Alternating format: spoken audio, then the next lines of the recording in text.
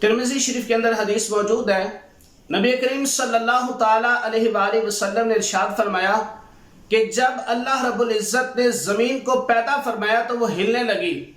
اللہ رب العزت نے پہاڑوں کو اس میں گاڑ دیا اور اس طرح یہ زمین ہلنا رک گئی، ٹھہر گئی۔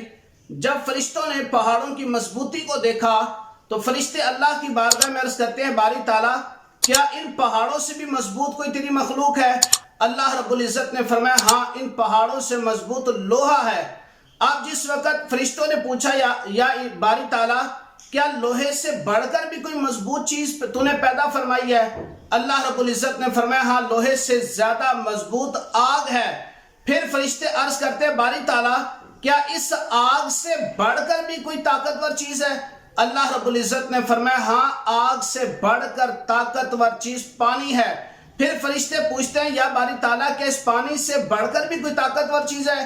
اللہ رب العزت نے فرمایا ہاں، اس پانی سے بڑھ کر طاقتور ہوا ہے، جو اس پانی سے بڑھ کر طاقتور ہے۔ پھر فرشتے عرض کرتے ہیں، باری تعالیٰ کیا ہوا سے بڑھ کر بھی کوئی طاقتور چیز ہے؟